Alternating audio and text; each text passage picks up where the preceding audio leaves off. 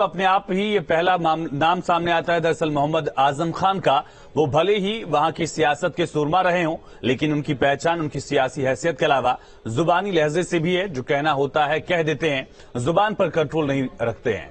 बोलते हैं तो लगता है कि कुछ जहरीला ही बोलेंगे। कहीं सामने वाले पर बदजुबानी, कभी पुलिस पर और कभी प्रशासन के अधिकारियों पर ही उनकी जुबान मेहरबान हो जाती है।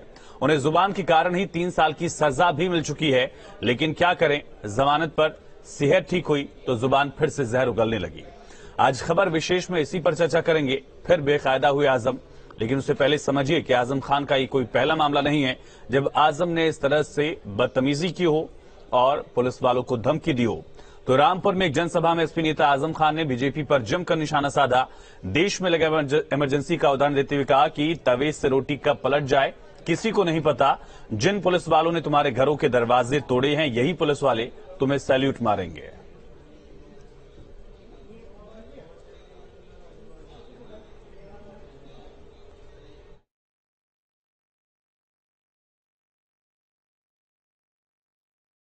कब तवे से रोटी पलट जाएगी कुछ नहीं पता। नाले पार वालों, जिन पुलिस वालों ने तुम्हारे घरों के दरवाजे तोड़े हैं और जिन्होंने तुम्हारी ठोकरें मारी हैं, यही तुम्हें खड़े होकर इसी बूट से सैल्यूट किया है।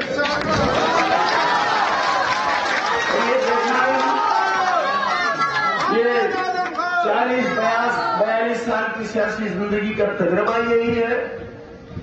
देखो भाई, ये तो उसके साथ है जिसकी सरकार है। अब इन्हें मालूम हो गया कि यहां तक नेता ज्यादती करा सकते हैं, अब इससे आगे की आने वाली सरकार कराएगी।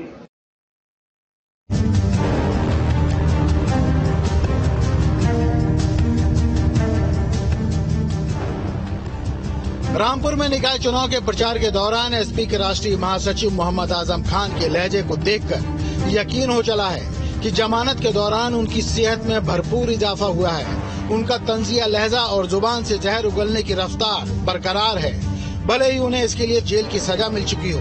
चुनावी जनसभा को संबोधित करते हुए आजम ने आवाम से कहा कि बूट से ठोकर मारने वाले तुम्हें सलाम ठोकेंगे, बस तवे से रोटी पलटने का इंतजार करो। कब तवे से रोटी पलट जाएगी कुछ नहीं पता।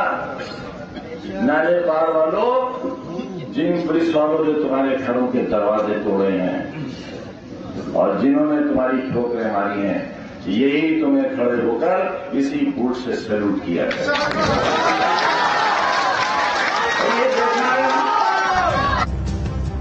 आजम की जुबान यहीं पर नहीं रुकी। उन्होंने बाकायदा धमकी भी दी कि मौजूदा सरकार ने जो लाइन खींची, हमारी सरकार उससे बड़ी लाइन खींचेगी। ये 40-42 साल की सियासी जिंदगी का तजर्बा यही है। देखो भाई, ये तो उसके साथ है जिसकी सरकार है। अब इन्हें मालूम हो गया कि यहां तक नेता ज्यादती करा सकते हैं, अब इससे आगे की आने वाली सरकार कराएगी। समझते हो गया मतलब? नहीं समझ में आया? देखो, ये इतनी लाइन खिंच गई। अब जब सरकार बदलेगी तो लंबी लाइन तो खिंचेगी। आजम खान पेशे से भले सियासत करते हों, लेकिन वो एक मजे हुए लोहार हैं जो अपनी जुबान को समय समय पर धार देते रहते हैं। वो जानते हैं कि जब लोहा गर्म हो तभी उस पर चोट का असर होता है। लिहाजा असल बात कहने से पहले वो जनता के भीतर अपनी जुबान से आग को पैदा करते हैं। किसी ख्याल में मत रहिए, आपके खिलाफ जो साजिशें हैं वो बहुत खतरनाक हैं। अगर आपने अपनी क़यादत के साथ मजबूती के साथ चलने का हौसला नहीं पैदा किया और इस साजिशों से लड़ने की हिम्मत पैदा नहीं की, तो बहुत मसाइल हैं आने वाले दिनों में। जब आजम खान को भरोसा हो जाता है कि उन्होंने हवा देकर लोहे को गर्म कर दिया है, फिर वो तवा पलटने जैसे बयान देकर जनता पर चोट करते हैं और उकसाते हैं। लेकिन उनके इस बयान से उनके चाहने वाले भले ही प्रभावित हों, बीजेपी को इससे कोई फर्क नहीं पड़ता। ऐसा होता है ना, बयानबाजी इसलिए करते हैं कि आप छापते हो। हमेशा वो उल्टा इसलिए बोलते हैं कि खबर बने, और कोई कारण नहीं है। उनको पता है कि जनता ने उन्हें नकार दिया। रामपुर का लोकसभा हम जीते हैं, रामपुर की विधानसभा हम जीते हैं। उलूल जुल बयानबाजी करके अखबार में छपना चाहते हैं। सेंधमारी क्रम में अभी कितने लोगों ने? भैया ये सेंधमारी इसको न मकाइए। देखिए, विरोधियों पर निशाना साधने में तो आजम खान को महारत हासिल है। उन्हें हेट स्पीच के मामले में जेल भी हुई है, जमानत भी मिली, लेकिन चुनावी मौसम में फिर से उनकी जुबान धारदार हो चुकी है। जब जमानत पर बाहर निकले थे तब उनका लहजा बदला हुआ था। उन्हें डर था, लेकिन चुनावी सभाएं सस्ते ही उनके रगों का खून उबाल मारने लगा है और अब उनकी जुबान चुनौती दे रही है, चाहे सामने खाकी हो या फिर भगवाधारी। 3 न्यूज स्टेट। और इसी पर चर्चा के लिए हमारे साथ खास मेहमान जुड़ गए। उत्तर प्रदेश के पूर्व डीजीपी अरविंद कुमार जैन सर हमारे साथ जुड़ चुके हैं और साथ ही संवाददाता पवन संगत भी हमारे साथ लाइव कनेक्ट है। अरविंद सर, पहला सवाल आपसे, जिस आजम खान को हेट स्पीच मामले में सजा हुई थी, उनके सियासी भविष्य पर सवाल उठने लगे थे, वही आजम खान अगर फिर से वही रवायत अपनाते हैं तो कानूनन क्या कार्रवाई उनके खिलाफ हो सकती है, क्योंकि आचार संहिता लगी हुई है और एक तरह से पुलिस को धमकी भी है?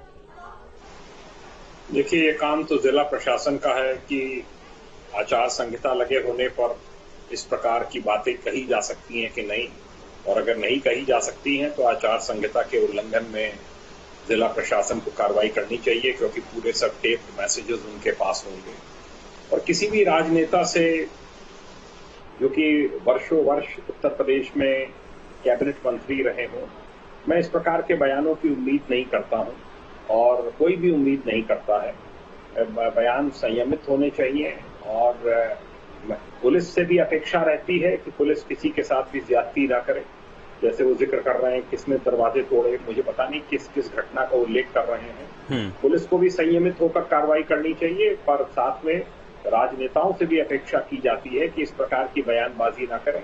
इससे वातावरण विषाक्त होता है और कोई फायदा नहीं है। उनको पहले भी हेट स्पीच के प्रकरण में सजा हो चुकी है।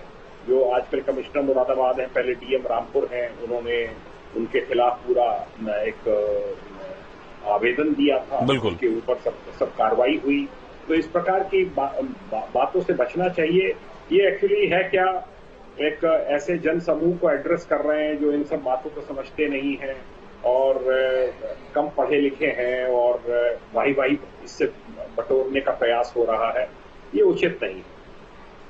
पवन, इसमें हालांकि कुछ नया नहीं है। चुनाव में आजम खान इसी तरह का बयान देते रहे, कभी कलेक्टर से जूता साफ करवाऊंगा, कभी कलेक्टर से जूते बनवाऊंगा, कलेक्टर को लेकर भी, पुलिस को लेकर इस तरह की शब्दावली उनके लिए दिखती रही है। लेकिन आजम का ये कहना कि सरकार बन जाएगी, ये क्या दर्शाता है कि वो डर के सहारे फिर से वो चुनाव जीतने की कोशिश कर रहे हैं, जिसमें उनको लगातार मात मिल रही, चाहे 17 की बात की जाए या दोनों उपचुनाव की बात की जाए?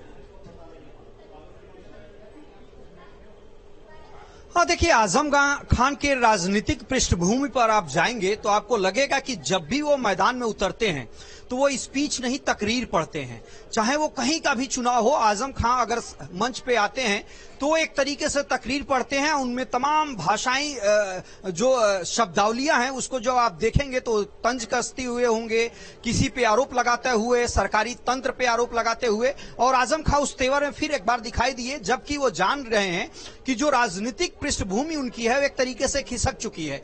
लोकसभा चुनाव, विधानसभा चुनाव, तमाम सारी हार उनके सामने है और उसके पहले कोर्ट के एक तरीके से तमाम सारे मसलों में वो पेंडिंग है। एक में उनको जेल जाना पड़ा, जमानत पे वो बाहर है। लेकिन जो कहते हैं कि मॉडल कोड ऑफ कंडक्ट अगर लगा हो, उस समय नेताओं को ध्यान देना चाहिए। राहुल गांधी उसके साक्षात एग्जाम्पल अभी हैं कि किस तरीके से कोर्ट ने कार्रवाई की।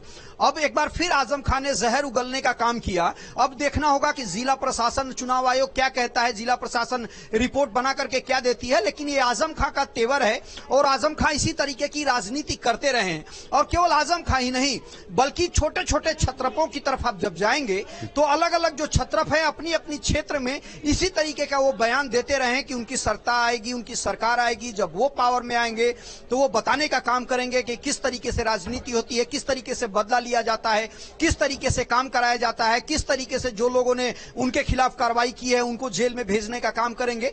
तो ये एक तरीके से पैटर्न है। लेकिन तमाम सारी कानूनी बंदिशों के बाद भी आजम खान इस तरह की बातें कर रहे हैं, ये थोड़ा सा आश्चर्यजनक है और हास्यास्पद है कि आने वाले समय में फिर वो एक कार्रवाई का सामना उनको करना पड़ सकता है। इस तरीके के बयान देने से देखना होगा कि जिला प्रशासन और चुनाव आयोग पवन, ये तो आजम खान बखूबी जानते ही होंगे कि ऐसा बयान देने से उनके खिलाफ क्या कार्रवाई ऐसे वक्त में हो सकती है। इसके बावजूद इस तरह की जो बयानबाजी आजम अगर करते हैं तो उसके पीछे क्या दांव पर वो लगा रहे हैं?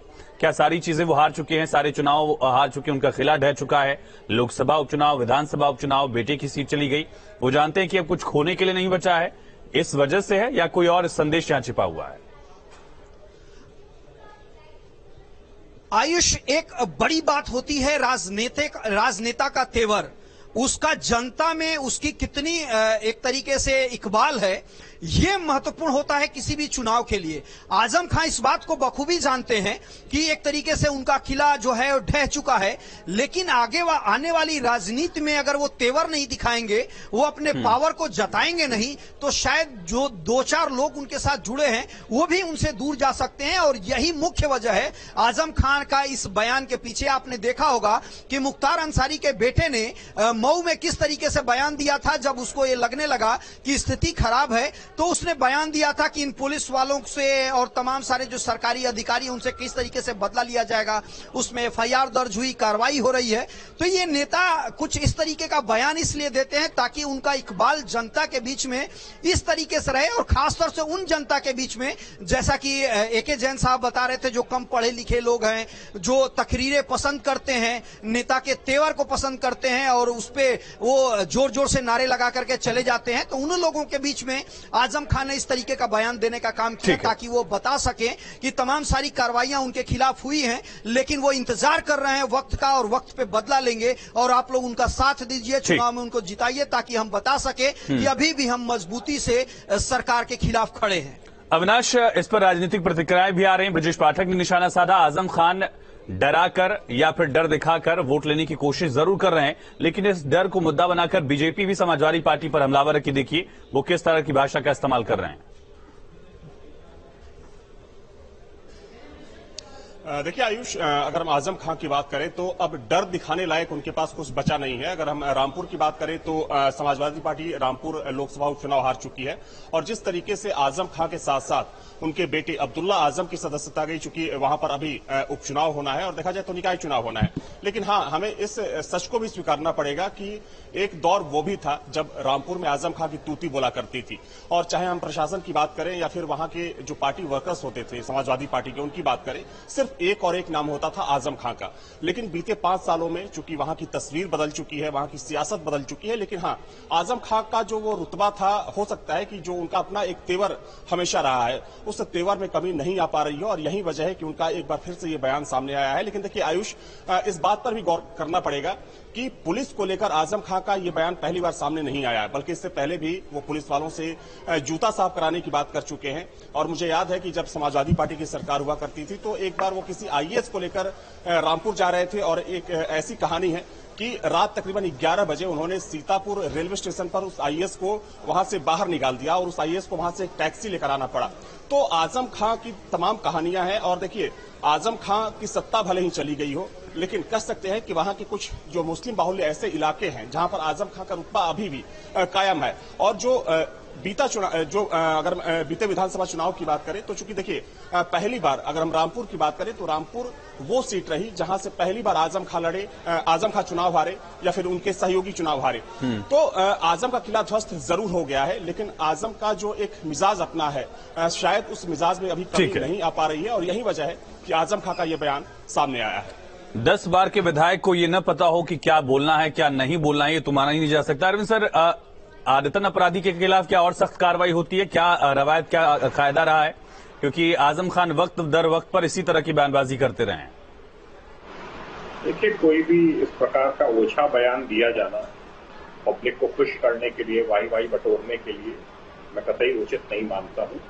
ये पुलिस के लिए भी डिमोरलाइजिंग है, और इस तरह की बातें किसी भी राजनेता को नहीं बोलनी चाहिए। ये बिल्कुल गलत है, इसको कंडेम किया जाना चाहिए। और अगर ये आचार संहिता का उल्लंघन बनता है, मेरे ख्याल से बनता है, तो अवश्य रिपोर्ट किया जाना चाहिए और बड़ा एक्शन होना चाहिए। इस प्रकार से कहना कि तुम्हें सैल्यूट ठोकेंगे, ठीक है, उन्होंने कोई अभद्र भाषा का प्रयोग नहीं किया है, तो अभद्र भाषा का भी प्रयोग करते रहे हैं। ये ठीक नहीं है, ये अच्छी बात नहीं है। इलेक्शंस जो है वो मुद्दों के आधार पर लड़े जाने चाहिए, ये कोई मुद्दा नहीं है। इस प्रकार की बातें करके, जैसे आपने सही कहा कि मुख्तार अंसारी के लड़के ने कहा कि किसी का 6 महीने तक स्थानांतरण नहीं होगा, सबका पहले हिसाब किताब होगा। ऐसा थोड़ी है कि उस क्षेत्र में लोकतंत्र खत्म हो जाएगा या वो पाकिस्तान में मिल जाएगा या कानून समाप्त हो जाएगा देश का। ये नहीं है, इस टाइप की बातें नहीं की जानी चाहिए। इससे अनावश्यक जनता भड़कती है और उल्टा सीधा कोई हरकत कर सकते हैं और क्राइम कमिट कर सकते हैं। बिल्कुल पवन, इस तरह के बयान देकर क्या आजम ने एक मुद्दा परोसकर बीजेपी को दे दिया? क्योंकि बीजेपी चाह ही रही कि कानून व्यवस्था के मुद्दे पर चुनाव हो और बीजेपी की पुरजोर कोशिश है, क्योंकि हर सभा में भी मुख्यमंत्री यहां से लेकर कर्नाटक तक उसी मॉडल का हवाला दे रहे हैं। बिल्कुल आयुष, जो बार बार कहा जाता रहा है कि जो विपक्ष है वो एक पिच तैयार करता है, पिच तैयार करके उसको बैटिंग पिच बनाता है और उस पर भारतीय जनता पार्टी को आमंत्रित करता है कि आइए अब आप बैटिंग करिए, हम बॉलिंग कर रहे हैं। तो हर चुनाव में देखने को मिला, चाहे 2022 के चुनाव में आपने पश्चिमी उत्तर प्रदेश में देखा कि क्यों मुख्यमंत्री योगी आदित्यनाथ को बोलना पड़ा कि शिमला बना देंगे यहाँ पे। पूर्वांचल में मुख्तार अंसारी के बेटे ने बयान दिया, उस तरीके से आजम खां का बयान देखिए। तो ये सारे नेता मिल करके भारतीय जनता पार्टी को एक ऐसा पिच देते हैं जिसपे भारतीय जनता पार्टी शानदार बैटिंग करती है और बाद में विपक्ष ये आरोप लगाता है कि ईवीएम में खराबी है, जो प्रशासन है वो भारतीय जनता पार्टी की मदद कर रहा है। तो ये तमाम सारे विपक्ष के जो नेता हैं और खासतौर से जो बड़े चेहरे हैं वो इस तरीके का बयान देकर के कहीं ना कहीं भारतीय जनता पार्टी को एक माइलेज देने का काम करते हैं, मुद्दा देने का काम करते हैं और जनता इस बात को बखूबी समझती है। हर हाथ में मोबाइल है, हर हाथ में यूट्यूब है, हर हाथ में चैनल देखने वाले लोग हैं जो चैनल देखते हैं, तो वो हर मुद्दों को बखूबी समझते हैं कि ये आने के बाद क्या करेंगे। जब सत्ता में न रह करके इस तरीके का बयान दे रहे हैं, जेल जाने के बाद इस तरीके का संदेश कितना बड़ा हो सकता है? पैन यूपी तो क्या करेंगे, कैसे हो सकता है आजम ऐसा कहकर अपने उस टारगेट ग्रुप को खुश कर लें जिसके सामने वो भाषण दे रहे थे, लेकिन इससे पोलराइजेशन और बाकी हिस्सों में इसका गलत संदेश भी जाएगा।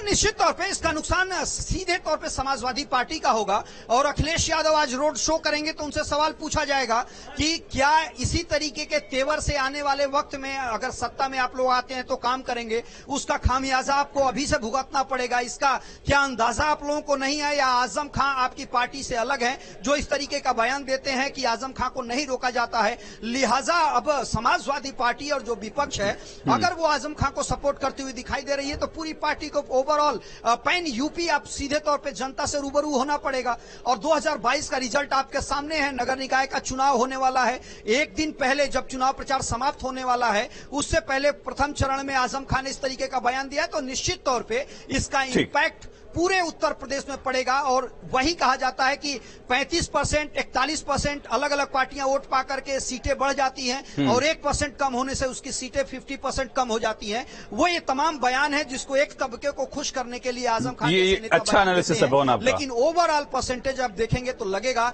कि उनको बहुत ज्यादा नुकसान। बिल्कुल अविनाश, मुद्दा कई सारा है, कई सारे मुद्दे हैं जिसको लेकर समाजवादी पार्टी जनता के बीच जा सकती थी, चाहे वो सफाई का हो या फिर जल निकासी का मुद्दा हो, साफ पानी का, सड़क का मुद्दा। लेकिन समाजवादी पार्टी ने खुद ही ऐसे मुद्दों को लेकर तूल पकड़ा है जो कि बीजेपी की फेवर में जा सकते हैं। उसका असर कितना दिखेगा और क्या आजम खान ये समझते हैं कि उनके पास अब हारने के लिए कुछ बचा नहीं है? लोकसभा जा चुकी है, उनकी सीट जा चुकी है, बेटे की सीट जा चुकी है, अब कुल मिलाकर जोड़ घटाकर सिर्फ यही निकाय बचा उनके लिए। देखिए आयुष, जहां तक सवाल मुद्दों का है तो इसमें कोई दो राय नहीं कि लॉ एंड ऑर्डर बीते चुनाव की बात करें तो बीजेपी का अपर हैंड रहा। और अगर समाजवादी पार्टी इस मुद्दे को उठाती है तो जाहिर सी बात है कि इस मुद्दे पर उसे पटखनी खानी पड़ सकती है, क्योंकि इस मुद्दे पर समाजवादी पार्टी बीजेपी का मुकाबला नहीं कर सकती। बावजूद इसके अगर आजम खान की तरफ से ये बयान सामने आया है तो जाहिर तौर पर समाजवादी पार्टी को इसका नुकसान उठाना पड़ सकता है, क्योंकि देखिए इस चुनाव में चूंकि परसों पहले फेज की वोटिंग है और इस चुनाव में बीजेपी इसे एक बड़ा मुद्दा बना सकती है, क्योंकि अभी तक की बात करें तो तमाम जो रैलियां हुई हैं, और चूंकि देखिए सबसे महत्वपूर्ण बात, 1 दर्जन से ज्यादा रैलियों को सीएम योगी संबोधित कर चुके हैं, और उन तमाम रैलियों में जिस तरीके से बीजेपी लॉ एंड ऑर्डर पर कह सकते हैं कि बात कर रही है, जिस तरीके से इस मुद्दे को हवा देने की कोशिश कर रही है। हालांकि देखिए अतीक अहमद का जो पूरा प्रकरण रहा उसको सीधे तौर पर बीजेपी भले ही इस चुनाव में कैंपेन के तहत नहीं उठा रही हो, लेकिन कहीं ना कहीं अप्रत्यक्ष रूप से अतीक का मुद्दा भी उठा रही है। तो देखिए बीजेपी का अपर हैंड है लॉ एंड ऑर्डर पर, और अगर समाजवादी पार्टी इस पर बात करती है, इस मुद्दे को छेड़ने की भी कोशिश करती है, तो जाहिर तौर पर समाजवादी पार्टी को नुकसान उठाना पड़ सकता है। दूसरी बात, तमाम ऐसे मुद्दे हैं, चाहे महंगाई की बात करें, सड़कों की हालत की बात करें, सिंचाई की बात करें, तो कई ऐसे मुद्दे हैं जो जनता से सीधे जुड़ते हैं। इन मुद्दों को अगर समाजवादी पार्टी इस चुनाव में उठाती तो शायद उसे कुछ फायदा मिलता। लेकिन देखिए यहां पर इस बात को भी समझना पड़ेगा आयुष की एक तरफ भाजपा के जो तमाम दिग्गज नेता हैं, चाहे हम सीएम योगी की बात करें, दोनों डिप्टी सीएम की बात करें, या फिर पूरी कैबिनेट की बात करें, तमाम जो मंत्री हैं लगातार वो तूफानी दौरा कर रहे हैं। और दूसरी तरफ जो मुख्य विपक्षी पार्टी है समाजवादी पार्टी, आज पहली बार अखिलेश यादव शाम को निकलेंगे, मेट्रो की सवारी करेंगे और जनसंपर्क करेंगे। तो आप खुद समझिए कि एक तरफ जो सरकार का पूरा तंत्र है, जो बीजेपी का पूरा तंत्र है, वो चुनाव प्रचार में लगा हुआ है, तो वहीं दूसरी तरफ जो मुख्य विपक्षी पार्टी है समाजवादी पार्टी, कहीं ना कहीं जो उसके सबसे बड़े नेता अखिलेश यादव हैं, उन्होंने अभी तक कोई चुनावी रैली नहीं की। हालांकि आज वो शाम में निकलेंगे। और सबसे अहम बात यहां पर ये हो जाता है कि कल चूंकि पहले फेज के चुनाव प्रचार का आखिरी दिन है, कल शाम 5 बजे तक ही चुनाव प्रचार हो पाएगा। वैसे में आप एक दिन में क्या कर सकते हैं? तो बहुत सारी बातें हैं। या हो सकता है कि देखिए एक धारणा यह भी मानी जाती है कि चाहे पंचायत चुनाव हो या फिर निकाय चुनाव, आमतौर पर कहा जाता है कि राज्य में जिसकी सरकार होती है अपर हैंड उसका होता है, और जाहिर सी बात है कि सीटें ज्यादा आती है।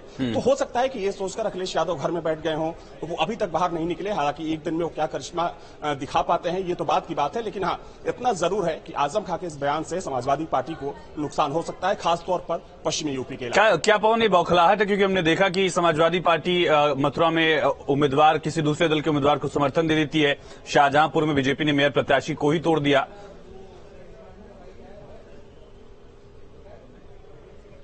देखिए समाजवादी पार्टी की राजनीति की बात करेंगे तो लगातार अखिलेश यादव पे यह आरोप लगता रहा कि वो मैदान में नहीं आते हैं, और लास्ट वक्त पे उनको लगता है कि जहां अमित शाह और नरेंद्र मोदी चुनाव प्रचार करने जाएंगे उस स्तर के चुनाव प्रचार में वो भाग लेंगे। अभी वो मुख्यमंत्री के कुर्सी से नहीं उतरे हैं, वो लगातार उसी तेवर में बने हुए हैं। इन्हें पार्टी के कार्यकर्ता कहते हैं, जो समाजवादी पार्टी के कार्यकर्ता हैं।